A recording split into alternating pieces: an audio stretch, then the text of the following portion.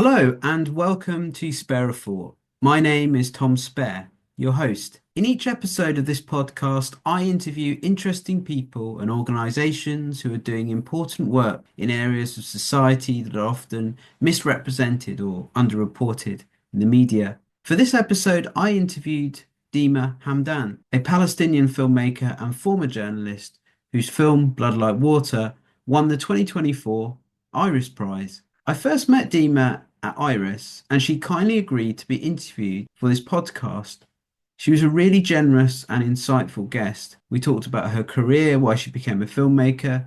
We discussed her film Blood Like Water and spoke at length about the horrors faced by the people of Palestine. It's for conversations like this one that I had with Dima that speaks to the wider mission of this podcast. It's also worth noting in the episode notes, there is some recommended books, films, and a podcast to listen to as well if you want to go a bit deeper into this topic. During the episode, we do talk about genocide and the suffering faced by those living in Gaza and the West Bank.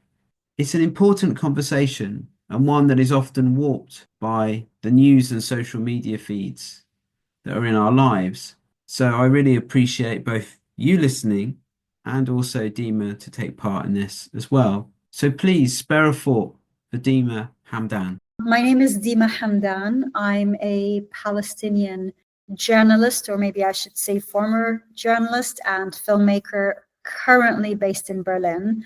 I've worked for a long time with the BBC World Service before I took a redundancy to focus on my film work.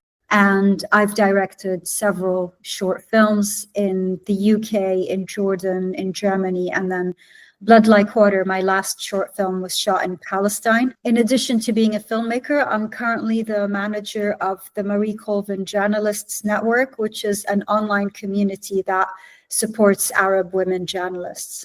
Amazing. Well, thank you for your time. Before we talk about your film Blood Like Water, I'd like to find out a bit more about you. And in your introduction, you gave a bit of background already. Where did you grow up? Who did you grow up with? And also, I guess, how did you end up becoming a filmmaker? I know that's probably a long sort of list, but let's get it from there. Yeah, it ties nicely together. I grew up in the diaspora. So I'm born to Palestinian parents who became refugees because of the wars. My father's family was displaced from their village in 1948, and my mom lost her home also in Tulkarem, which is in the north of the West Bank, in 1967. I was born in Kuwait and I grew up there. And then during the Gulf War, we moved to Jordan. And from then on, I just have been a nomad. I lived in London for a while. I lived in Berlin. I moved back to the Middle East, tried to shuttle between Beirut, Jerusalem, Ramallah, and Amman. So it's quite fragmented, my life. We can say that. Yes, I've always wanted to be a filmmaker because I felt an urgency to tell stories that impacted me from the stories that my parents would tell me about, losing their home in Palestine, and obviously growing as a Palestinian and being directly affected by everything from the Lebanese civil war to the Gulf wars to, the upheavals in the Arab world, the intifadas, the successive wars on Gaza. Everything impacted me personally, and they've had more profound effect on me when I started going back to Palestine, either to visit or to work. And then the stories that I came across being a journalist and also traveling and reporting from different parts of the region, all of these things converge organically into one another. And they create this urgency to find another way to tell stories. I've wanted to be a filmmaker, I think, since I was 12 or 13. It was always a dream of mine, but you're intimidated by it, you procrastinate, the fear of failure, until I think it was maybe 15 years ago, and I decided, okay, I'm just going to learn it by myself. I'm just going to be a self-taught filmmaker, and started making all sorts of embarrassing mistakes. There are films that nobody in the world should ever see. And and that's how I became a filmmaker. The idea of what you've just said now around both homeland, I guess, and identity, finding a place to be, links very much into your film. So you recently won the Iris Prize for Blood Like Water, and that's where we met. It's a short film about secrets, family, extortion, and occupation. Why did you want to tell this story, and why now?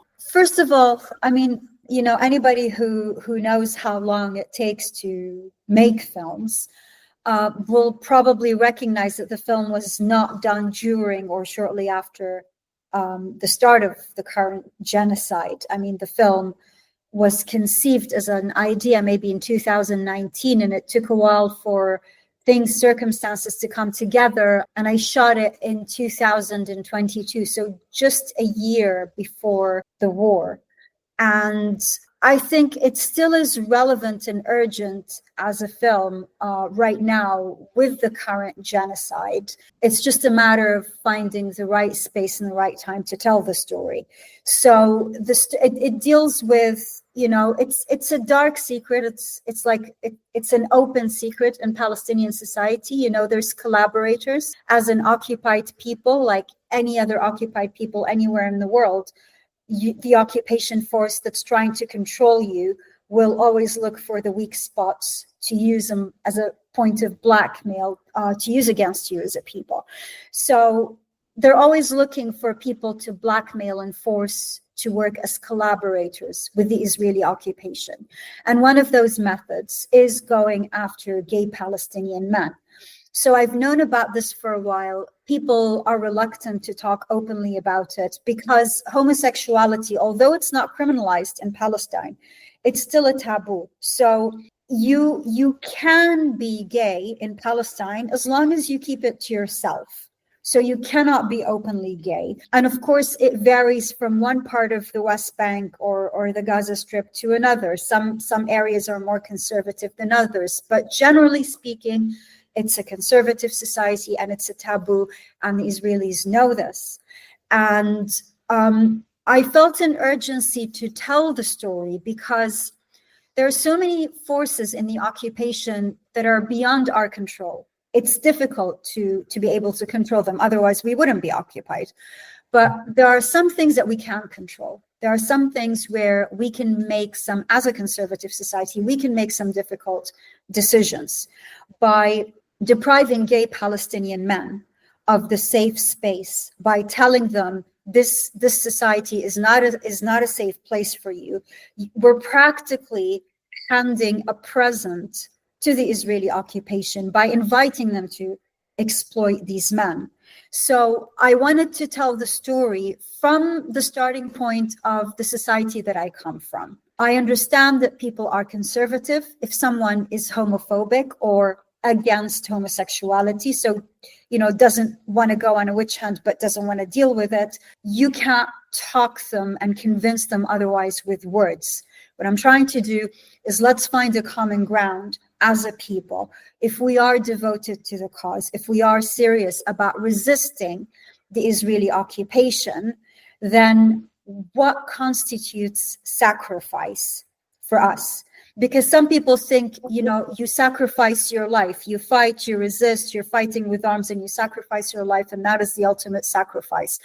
That is true, but there are other forms of sacrifice. So if you tell a parent, you have to accept your child for who they are and consider that as your sacrifice for the cause, and consider the devastating alternative if you do not accept your kids for who they are.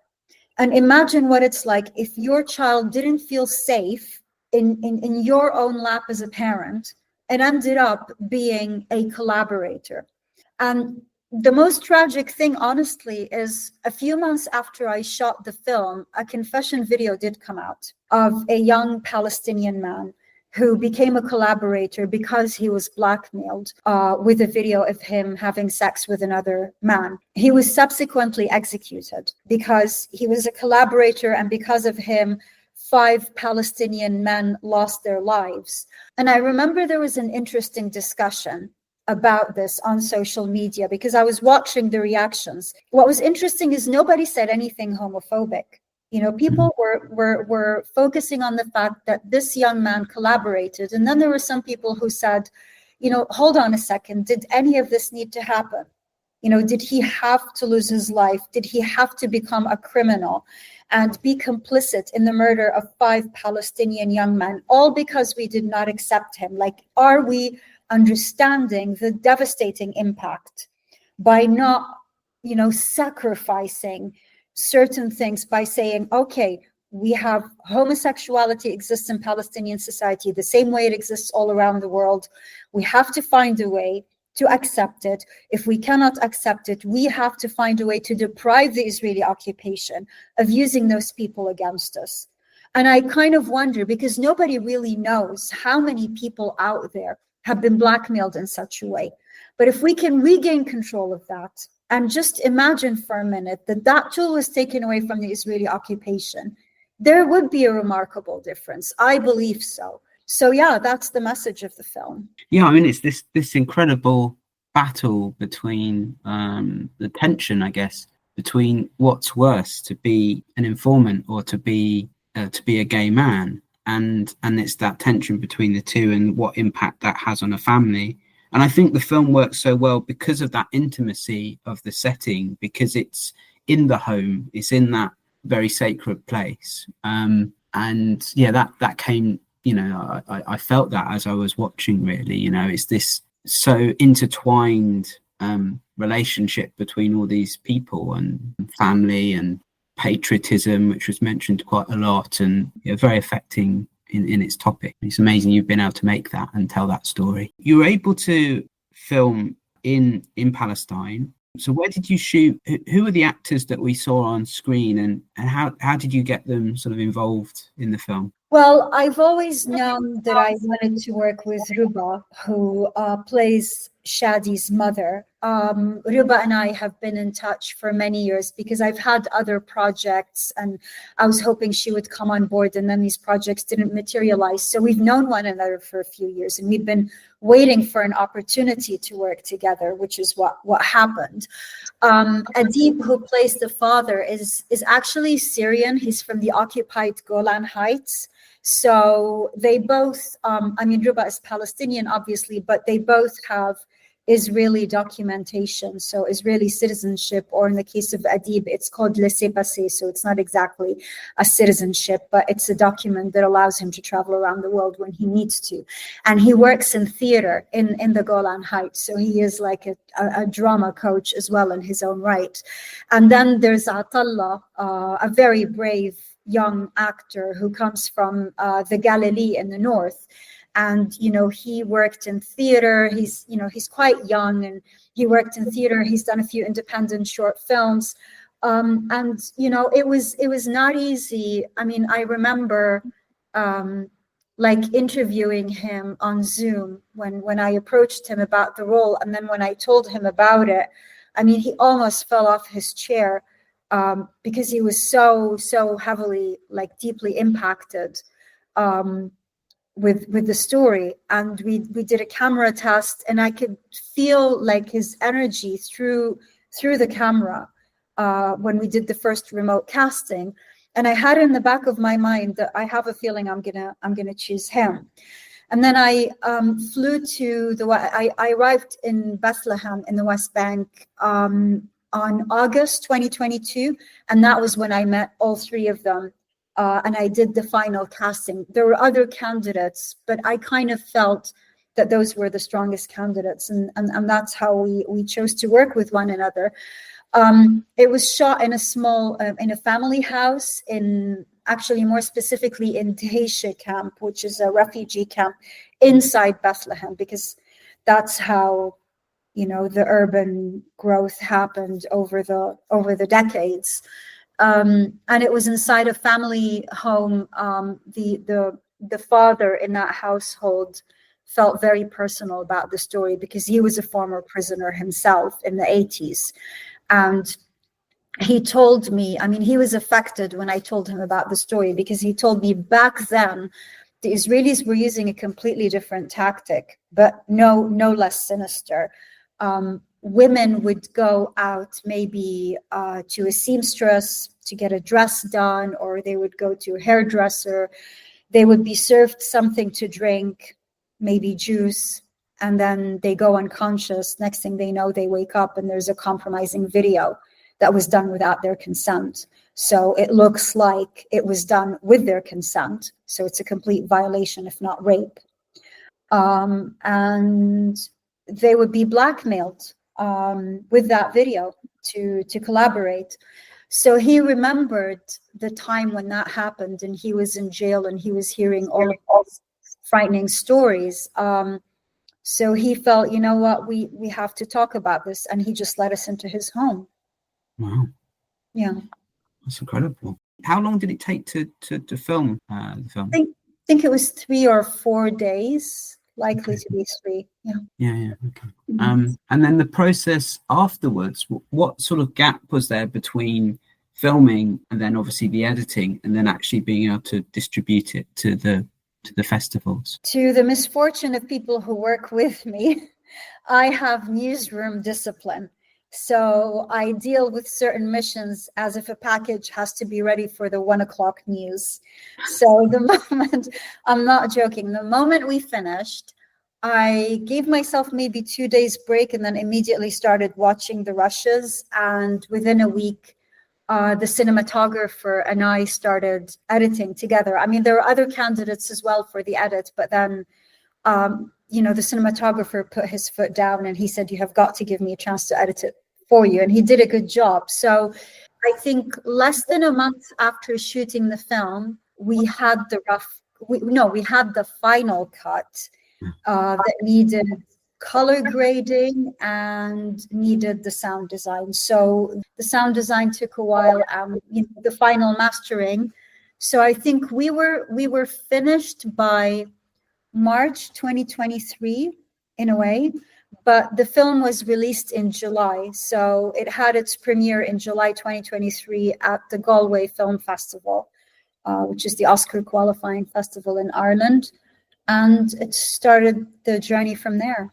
Edward Said once wrote, the more one is able to leave one's cultural home, the more easily is one able to judge it and the whole world as well, with the spiritual detachment and generosity necessary for true vision.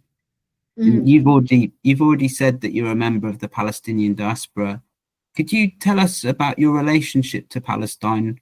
What does it mean to you? And has your idea of Palestine sort of changed over time? I wonder if Edward Said would, I need to think about that quote and really, really think about it and read it over and over to really understand what he meant.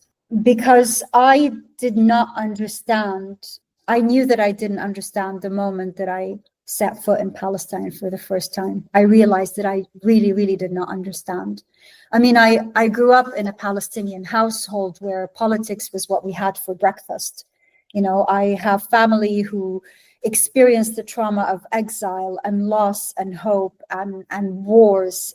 It was their firsthand accounts, and everything around us was reminding us of who we were growing up. So there's the sense of loss, there's the sense of yearning to a home that you had not been to before. But I think more important than that, really, it's not yearning for us per se. I think the overdriving sentiment was the sense of injustice.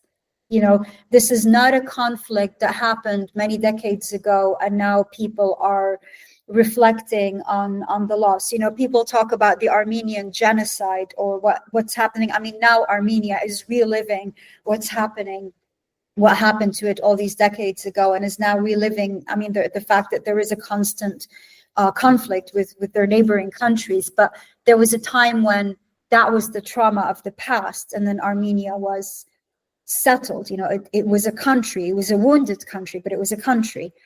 Unlike Armenia, this is a conflict that is still happening. And so as a diaspora Palestinian, it's not just the sense of injustice that happened to my parents, it's the continuing injustice and the fact that it's now gotten to even worse and worse levels. But I think my understanding, I wonder, I don't think I would have allowed myself, I don't think I would have given myself permission to make a film about Palestine without setting foot in Palestine and really living there and understanding what it means to be Palestinian and going through the checkpoints and navigating everyday life as a Palestinian under occupation, bearing in mind that I was traveling with a lot more ease than my Palestinian friends who were born there and had 10 times more right than I ever did to travel freely, but I could and they couldn't.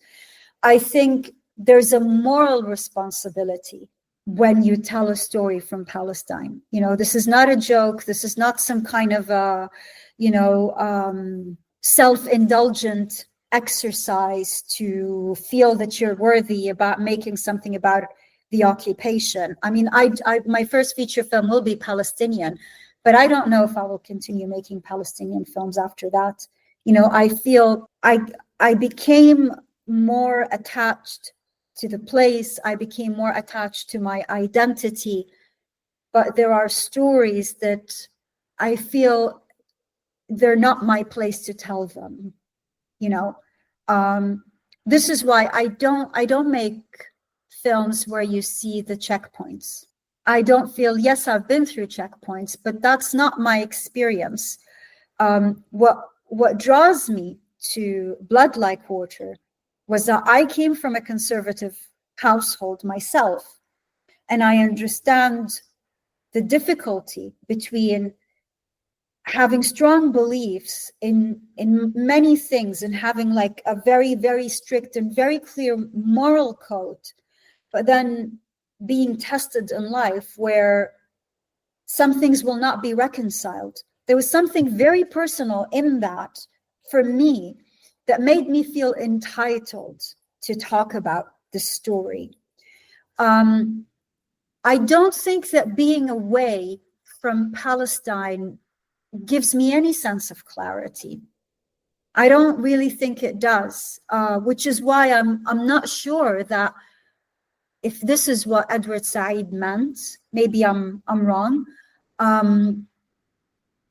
I think it gives me more a sense of awareness that moving forward, we as diaspora Palestinians have to take cues from the people who are inside.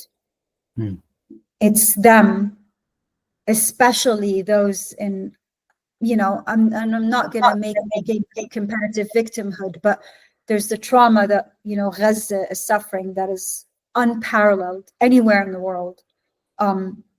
You know, I mean, and like in the Palestinian experience is unparalleled. And then there's the trauma of those in the West Bank, those who live in Jerusalem, constantly under threat of being expelled from the city that they've come from. And then there are those who are being silenced and, you know, viciously handled in 48 territories, the Palestinians with Israeli citizenships. Every single one of them has their own trauma. And sometimes you will see some anger and some clashes between them, not out of greed or out of selfishness, but each one of them has such a special, unique trauma that no one else can relate to. And I think that's where the occupation, I hate to use the word, but succeeded, that they fragmented people and created a different set of tragedies and catastrophes for every single one of them. And moving forward, how do you bring the people together? So as a diaspora Palestinian, I look at all of this and my heart is in it, but I feel I play the secondary role here. You know, I will take my cues from those living inside. Where the media fails, I mean, it's failed in so many areas, but it's trying to explain and translate that trauma, which can only really come from, as you say, talking to the people that are there. But when that opportunity is cut off and controlled, then it's very difficult to tell the full story, I guess. I recently visited Washington DC, and whilst I was there, I visited the Museum of Palestinian People, in part actually driven by the conversation I had with you at Iris. I wanted to, Oh, while I was in America, I thought I connected. I chatted to some friends who were sort of doing a lot of work to support families on the ground, and then it turned out that there was this museum in DC, and I thought, well, I need to go here and I need to learn, you know. And when I visited it, it was a really intimate space, and I learned so much about Palestine's sort of, you know, I was given a really incredible tour of a 3,000-year history, you know, which is something I've never had in my classes at school, or, you know, it's not really talked about in my university education. And I'm with this podcast, I'm really keen for people to hear people like your story and the stories that you make, but then also for people to go away and learn and do their own research, you know. mhm. If listeners wanted to learn more about Palestinian history, where should they go? What sort of resources, books, articles, podcasts should they look for? Oh my gosh, where do I begin? I mean, first of all, when it comes to books, you know, definitely read Rashid Khalidi. Like for those listeners who are like avid readers of history and really want to delve into, you know, Palestinian identity and the 100th War on Palestine. I mean, the 100th War on Palestine by Rashid Khalidi was like an education even for me. And I grew up as a Palestinian, but there's so many details in the history that I did not know about. Definitely read his books. Definitely read Reja Shehadeh, who is a Palestinian author, and his work is a mixture between history and personal reflections. And, you know, he has this amazing book. It's called Palestinian Walks. It needs some serious updating now because he wrote it, I think, more than 10 years ago when he was describing, I mean, he loves to be out in nature, and he was describing like every chapter is about certain routes where he would go trekking and how they changed over time with the walls and the settlements. But I guess that landscape changed even more and more. Nevertheless, it's a very, very important book to read. There's a lot of Palestinian authors. Definitely go to, when it comes to film, the Palestine Film Institute. They have a catalog, like an online library of, you know, the most important Palestinian filmmakers. And it's so vast because every one of them does things differently. So you've got Michel Khleifi, who, you know, became very prominent in the 80s and the 90s. To Anne-Marie Jasser, to Ilyas Suleiman, the younger maybe generation now, Muayyad Alayan. It's a very vast, you know, catalog, but definitely the Palestine Film Institute is a good like online reference to go and find out, you know, the sort of the encyclopedia of films. With podcasts called Maqdisi Street, Maqdisi, that's on YouTube, and it's three brothers who are Palestinian, also diaspora Palestinian, and they're between the US and Lebanon. And they feature prominent historians from around the world, not just you know, Palestinian, but they kind of discuss Palestine from a temporary perspective. So it really helps someone trying to make sense of what's happening right now. I could go on. I mean, I think I could go on, but I would definitely say if you go and you start with Rashid Khalidi as a historian, you know, he is like, for me, he's the reference. And then, yeah, I hope I mentioned a few useful tips for, and obviously, you know, when it comes to reading news, there's the Electronic Intifada, which is a very good website, and it gives an insight. So if people are trying to read news, but from a Palestinian perspective and look at angles that may have been overlooked by other media, the Electronic Intifada is definitely the place to go. There's obviously a huge amount of conflict and devastation in the world at the moment, in Gaza, in Lebanon, Sudan, and many other places. And it's often difficult to find hope. Where do you find hope? Where do you find the resources to keep going, you know, inner strength? I made peace with the fact that for the moment, it's not hope that I'm trying to find. I hate to put it this way, but this is how dark the moment is, that there will be hope somewhere. Right now, the journey is not a journey to find hope. The journey is, I mean, you keep going because stopping is not an option. It's as simple as that. And I stopped overthinking this. I just have to keep going. And I try not to overanalyze it and not think about it. I just know one thing, that I don't have the option to stop. Because I've said this before, if you stop, then they've won. This is what they want. The genocide is not just a genocide against Gazans. It's not about obliterating Gaza and, ending it. It's not just about Gaza. It's a genocide against our morale and our spirit. They want us to be paralyzed. They want us to lose fear, to lose hope. They want us to stop being creative. And they hate the fact that the world is looking at us. They hate the fact that the world is interested in us. I mean, you should. I was interviewed by El País, and you should read the vicious comments on Instagram, which I found extremely amusing, honestly. They hate it. And so without overplaying or overestimating or exaggerating what I do, it has a place and it has a role. And I have to keep doing that, even though I feel it is not enough. I feel there has to be something more that I should be doing. And in my mind, I'm letting this question percolate and think of what else I can possibly do. But for now, if this is what I can do, then it's not my right to stop. It's my duty to continue. And I do really appreciate your time and for making this film and for opening my eyes to it as well. I think I knew how bad things were, but I think with the world as it has been over the last few years, it can be very easy to become desensitized by suffering and seeing things on, social media. So I really appreciate the conversation I had with you at Iris and what that's led me on to looking into. So thank you for that. I'm very, very happy to hear that. And thank you so much for inviting me to talk on your program. I really, really appreciate it.